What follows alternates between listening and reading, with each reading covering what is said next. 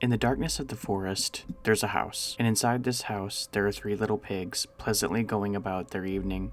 If we peered through the windows, perhaps we'd see one sitting on a chair in front of a television, mindlessly flicking through the limited number of channels that the rabbitier antennas would be able to pick up in the isolation of the woods. Perhaps one of them would be sitting at the table, crafting dolls from paper mache and paint, and perhaps one would be in the kitchen, grabbing jars of sweet jam and honey from the cabinets to prepare themselves a late-night snack.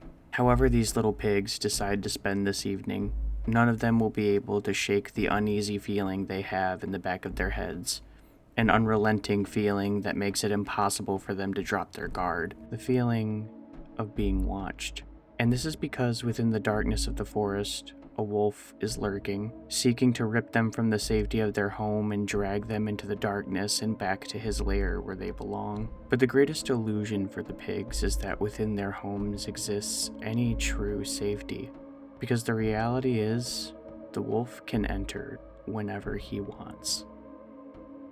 This is the premise of the 2018 film The Wolf House, better known as La Casa Lobo, a Chilean surrealist horror film written and directed by Cristobal Leon and Joaquin Cosina. The film's main character is a young girl named Maria. Maria lives in Chile, but is a member of an isolated community of German immigrants, who in the first 2 minutes of the film refer to Chileans as both peasants and friends in the span of 15 seconds. Now, if this already sounds suspicious, that's because it is. The film is inspired by the real-life settlement of Colonia Dignidad. We'll be discussing the real-life events more in depth later, but for now, all you need to know is that this was an isolated German settlement that became known for imprisoning, torturing, and executing members of the community for even small acts of dissent, as well as serving as an internment camp under the regime of Augusto Pinochet. The film begins with what appears to be a propaganda video for the colony, showing a normal-looking and well-functioning community. The voiceover that accompanies the video states that the dark rumors that surround the community come from ignorance of the locals' desire to keep their settlement pure. This propaganda video segues into Maria's story. Maria, angered for being punished after letting 2 pigs escape from the colony, escapes into the forest in the dead of night, and shortly thereafter is pursued by a wolf. Maria takes refuge from the wolf in an abandoned house. Inside, she finds that its only inhabitants are 2 pigs. The house appears to have a unique form of magic, which transforms its appearance based on Maria's mood and desires. Maria names the pigs Pedro and Anna, and over time, they begin to take the shape of human children. Outside the house, the wolf begins to call Maria with a voice that, from the moment I heard it, sent chills down my spine. Maria. Maria, mein hübscher kleiner Vogel, fühlst du mich? The wolf taunts Maria, trying to get her to return to the colony, an offer that she, of course, refuses. However, Maria knows that she is unable to leave, and the wolf likens her stuck in this house to a bird in a cage, a comparison she refuses to accept. One night, while trying to teach Anna and Pedro how to sit and eat at the table like proper people, Pedro knocks over a candle, setting the table and both himself and Anna ablaze. Miraculously, Anna and Pedro survive the fire, but are badly burned. Maria treats them by covering them with honey from the colony, which appears to have magic healing properties. Anna and Pedro are healed, and their appearances have changed. Whereas before they both had dark hair and eyes, they now both have blonde hair and blue eyes. While Maria is happy to be growing closer with Anna and Pedro, the house is now running out of food, and Anna and Pedro's attitude towards Maria begins to shift. They get more hostile with her, hide food from her, and she's afraid to confront them about it and risk making them upset. Maria decides to try and leave the house in search of food, but Anna and Pedro insist that everything is fine and that they have more than enough food in the house to get by. In the night, Anna and Pedro tie Maria to her bed and restrain her hands. They stand over her, discussing their hunger, and Maria makes the horrifying realization that they intend to eat her. Maria, for the first time in the film, begins to convince herself that perhaps living with the colony wasn't so bad. Desperate for her life, she pleads to the wolf to come and rescue her and take her back to the colony. The wolf obliges and enters the home to kill Pedro and Anna and take Maria back to the colony. The end of the film contains a voiceover saying that Maria was able to regain her vitality and her sense of duty to her community. It also states the troubling detail that she now helps heal and educate children from all over Chile and urges the viewer to join them, briefly showing a gate between two watchtowers before cutting to black.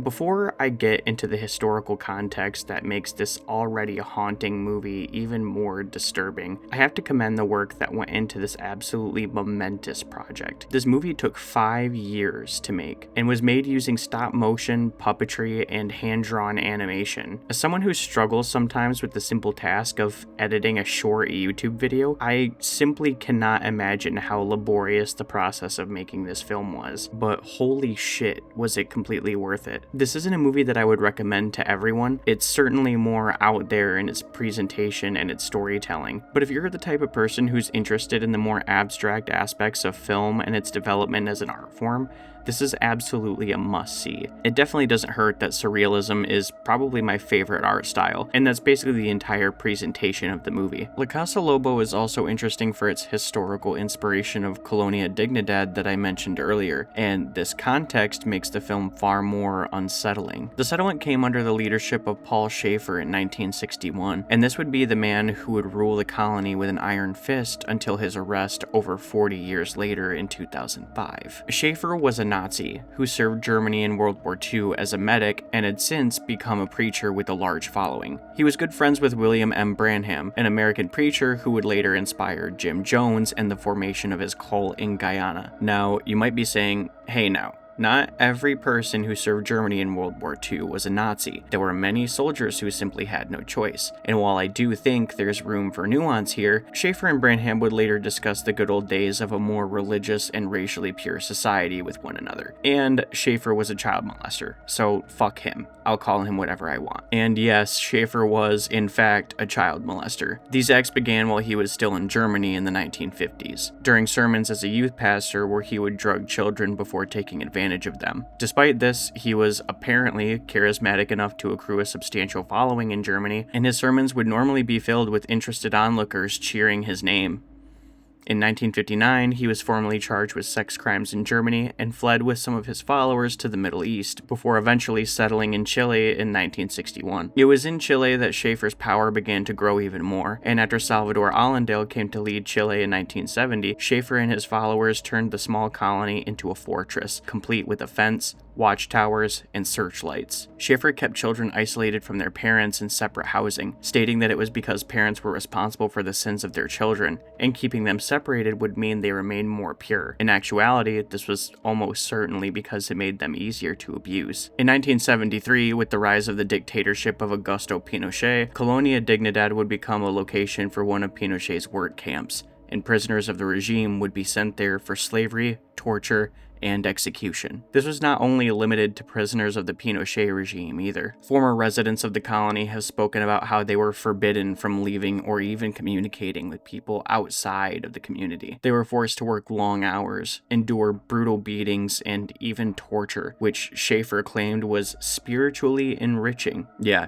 I wonder if he ever endured any of the torture. Fucking asshole. Television, calendars, and even sex were banned in the colony without permission from Schaefer, and many of the residents were drugged to keep their urges quelled, mostly the women. Men and women were forbidden from communicating with one another without expressed permission. And not only were children kept separate from their parents, it was rare that they would even know their own siblings. Schaefer cozied up closely to Pinochet, and after the weapons embargo the United States placed on Chile in 1970, Schaefer sought communication with arms dealer Gerard Mertens, who allegedly provided the regime with arms and helicopters. Schaefer would lead this cult until 1997, when the government of Chile formally charged him with sex crimes, but he disappeared before he could be arrested. He was found in Argentina in 2005, and after deliberation with Argentinian law enforcement, he was turned over to Chile. In 2006, he was sentenced to just 20 years in jail and would die of a heart attack in 2010. Now, you might be wondering why I spent just as much time discussing the historical context for La Casa Lobo as the film itself, but I think it makes viewing the film a much more enriching experience,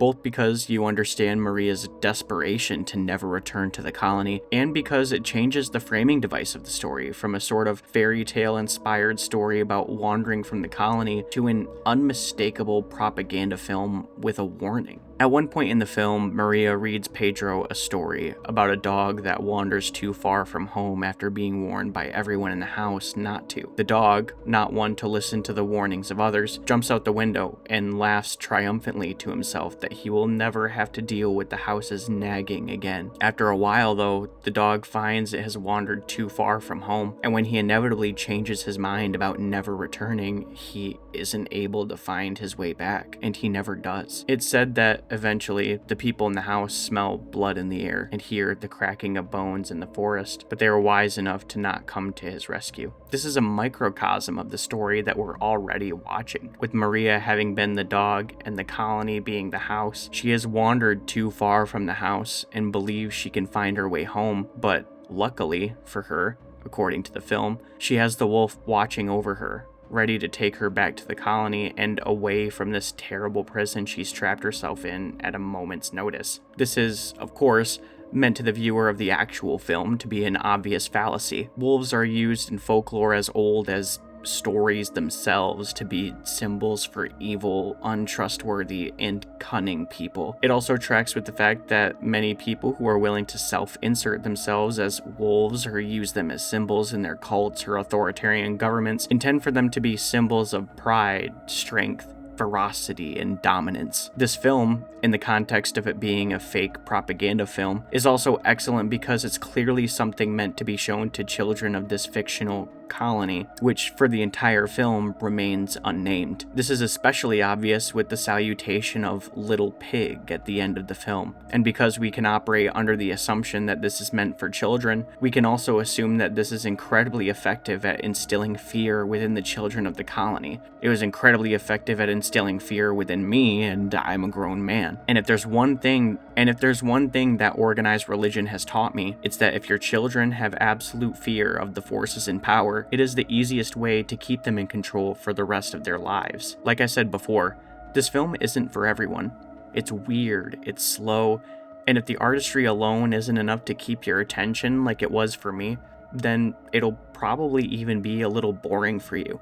But going into it with the necessary historical context, even if you already know what happens, is an enriching experience that I don't think anyone who has an appreciation for film will regret having. This video is a sort of companion piece to another upcoming video I'm working on about the works of Ari Aster, specifically the section in which I discuss the film Beau is Afraid. Beau is Afraid contains an animated sequence created by Cristobal Leon and Joaquin Casiña, the writers and directors of today's movie. And I remembered while writing that sequence a conversation that I had with my friend Jackson over a year ago at this point. And I thought that for the sake of the other video, I should give it a watch. And I'm certainly happy that I did. If you enjoyed this video, please consider subscribing and interacting with the video in some way, whether that's sharing, liking, leaving a comment, or ideally all three. And most importantly, my name is Isaiah, and thank you so much for watching my video.